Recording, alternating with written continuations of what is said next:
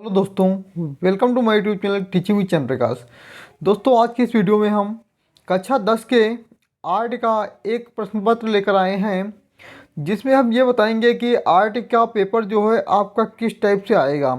यानी कि आर्ट में कितने क्वेश्चन ऐसे होंगे जो बहुविकल्पीय पूछे जाएंगे, कितने क्वेश्चन होंगे जिसमें आपको आलेखन बनाना होगा, और कौन से ऐसे क्वेश्चन होंगे जिसमें आपको स्मृति चित्रण करना होगा। तो आज का जो वीडियो है तो आपके इन्फॉर्मेशन के लिए है कि आपका जो पेपर होगा वो किस प्रकार से पूछा जाएगा। यानी कि पेपर में जो है कितने खंड होंगे, किस खंड में कौन सा खंड आपको करना है, कौन सा खंड आपको नहीं करना है। तो वीडियो बहुत इंपॉर्टेंट है आपके लिए। बहुत सारे बच्चों के अंदर कन्फ्यूजन है कि सर पेपर कैसा आएगा, तो उसी के समक्ष मैं एक वीडियो लेकर आया हूँ आपके लिए, जिससे आपके सारे डाउट क्लियर हो जाएंगे। तो चलिए आज की वीडियो को स्टार्ट करते हैं। आज का जो बड़ा प्रश्न पत्र है यूपीएमएसपी यानी उत्तर प्रदेश माध्यमिक शिक्षा परिषद की वेबसाइट से हमने पेपर को लिया है, और पेपर का पैटर्न ऐसा ही वहाँ पर बताया गया कि जो पेपर आपका आएगा आर्ट का चित्रकला का, वो ऐसा ही पेपर आएगा। तो इसमें जो है प्रतिदर्श प्रश्न पत्र 2022 और 23 का, जो इस बार हर एक सब्जेक्ट में 20 क्वेश्चन एमसीक्यू पूछे जाते हैं, तो इस पेपर में भी 20 क्वेश्चन एमसीक्यू पूछे जाएंगे। समय आपके लिए जो होगा वो 3 घंटे 15 मिनट होगा। टोटल जो होगा वो 70 नंबर का पेपर होगा। प्रारंभ के 15 मिनट परीक्षार्थियों को प्रश्न पत्र पढ़ने के लिए निर्धारित हैं। यानी 15 मिनट जो हैं आपको प्रश्न पत्र को अच्छे से पढ़ना है। अपना अनुक्रमांक दिए गए ड्राइंग शीट के कवर पेज पर स्पष्ट अंकों एवं शब्दों में लिखिए तथा केंद्र व्यवस्थापक के हस्ताक्षर युक्त मुहर प्रत्येक प्रपत्र पर लगवाकर कक्ष निरीक्षक से सभी पृष्ठों पर स्पष्ट हस्ताक्षर भी करवाइए। यानी कि वहाँ जो कक्ष निरीक्षक होगा उसको आपको हर एक पेपर पर, यानी कि एक ओएमआर शीट आपको कहाँ पे मिलेगी, एक आपको कलर करने के लिए पेज मिलेगा, और एक आपको पेंसिल सेट करने के लिए मिलेगा। हर एक जितने भी कापियाँ आपको मिलेंगी सब पे आपको कक्ष निरीक्षक के हस्ताक्षर अच्छे से करवा लेना है। आगे हमें दिया है कि प्रश्न पत्र का, ख और ग 3 खंडों में विभक्ति होगा। तीनों खंड को हल करना अनिवार्य है। यानी बेटा जो प्रश्न पत्र आएगा वो 3 खंडों में होगा। क, ख और ग तीनों खंड में विभक्ति है, तीनों खंड को हल करना अनिवार्य, यानी तीनों खंड को तुम्हें करना है उनको। तो अब देखेंगे खंड का में क्या दिया है। जो खंड का में होगा, खंड का इस खंड में आलेखन कला अथवा जो बेटा इस खंड में होगा, इस खंड में देखो खंड का में इस खंड में आलेखन कला अथवा प्रावृधिक कला के प्रत्येक के 20 बहुविकल्पीय प्रश्न। यहाँ देखो 20 बहुविकल्पीय प्रश्न कौन कौन से, एक तो आलेखन कला के होंगे, दूसरे प्रावृधिक कला के। 20 बहुविकल्पीय प्रश्न होंगे, जिसमें से किसी एक के 20 बहुविकल्पीय प्रश्नों के उत्तर देना। जिनमें से आपको किसी एक के 20 बहुविकल्पीय प्रश्नों के उत्तर देना। यानी कि आपको एक के करना है, या तो आप आलेखन कला की करिए या तो आप प्रावधिक कला की करें, दोनों में से किसी एक को करना है।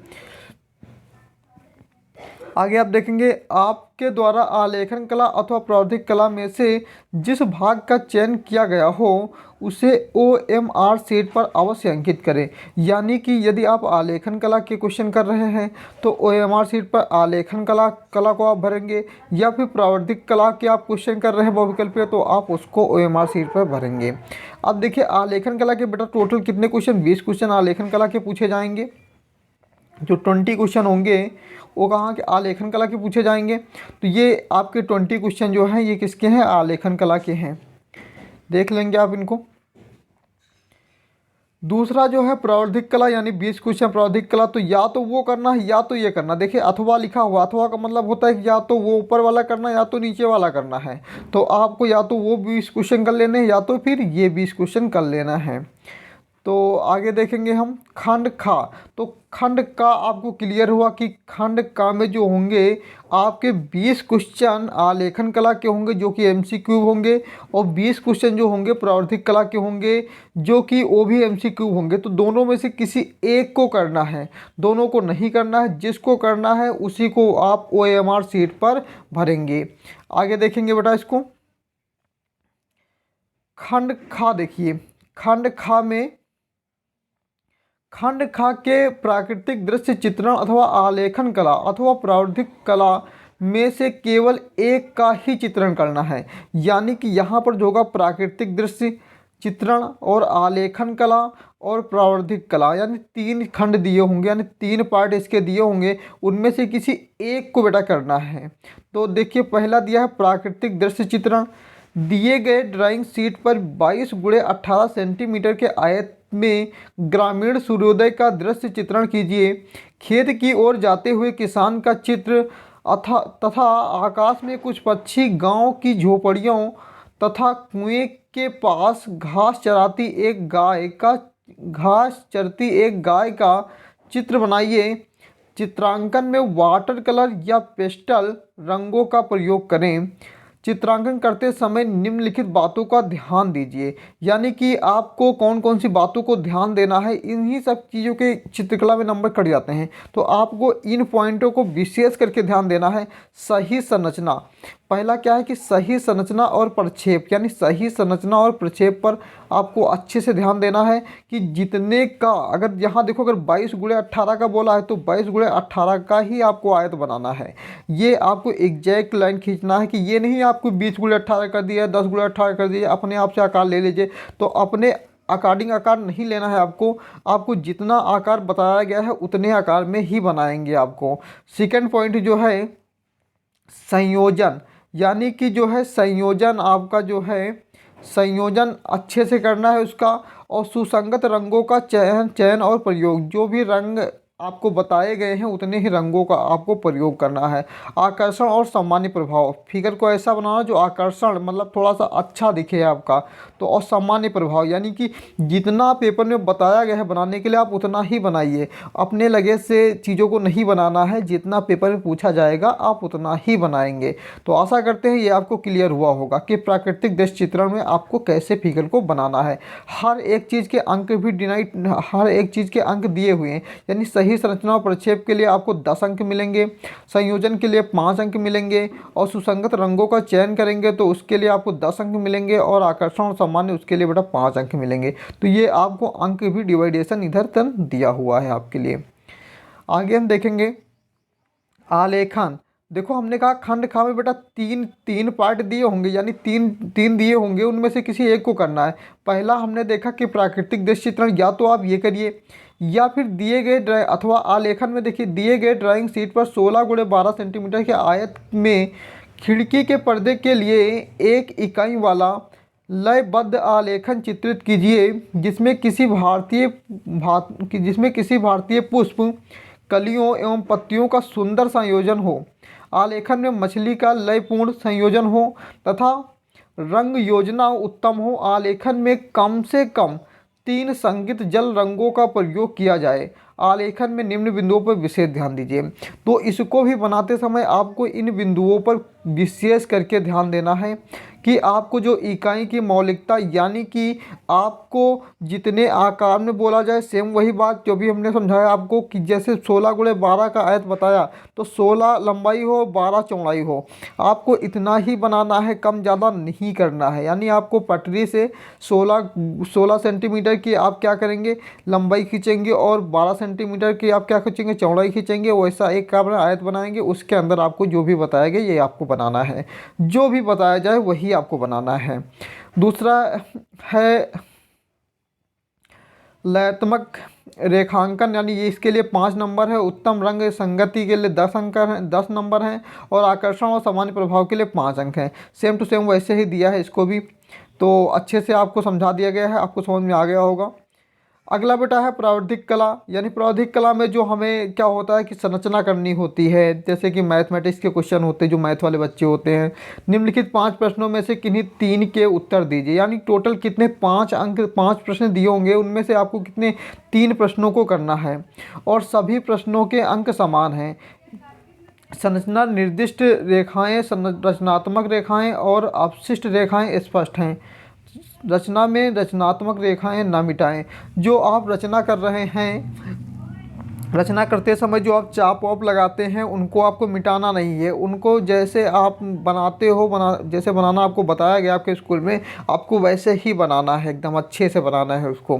और इनके अंक भी डिनोट है कि जो हमने पहला खंड के बाद किए थे 20 क्वेश्चन जो MCQ आएंगे बेटा, वो एक एक नंबर के होंगे। यानी जो खंड का होगा, ये जो खंड का होगा, खंड का जो होगा वो 20 नंबर का होगा। यहाँ आपको हम दिखा देते, खंड का जो होगा वो 20 नंबर का होगा। जो 20 MCQ होंगे, प्रत्येक क्वेश्चन 1 नंबर का होगा। उसके बाद में जो खंड खा होगा, खंड खा होगा बेटा, ये 30 अंक का होगा, जिसमें आपको एक प्राकृतिक दृश्य चित्रण बनाना है। या तो आप आलेखन एक बना सकते हैं, या तो प्रावृद्धिक कला का एक क्वेश्चन आप कर सकते हैं। तो खंड खा जो है वो टोटल कितने नंबर का है, 30 अंक का है। आगे देखेंगे, खंड गा में आपको जो करना है, इस प्रश्न के 2 भाग हैं, का तथा खा दोनों ही भागों के चित्र बनाना अनिवार्य है। भाई इस जो खंड गा है ये 2 भागों में है, दोनों भागों में आपको जो है क्वेश्चन करना है, कौन सा फिगर बनाना है, कौन सा चित्र बनाना है, वो आपको बताते हैं हम।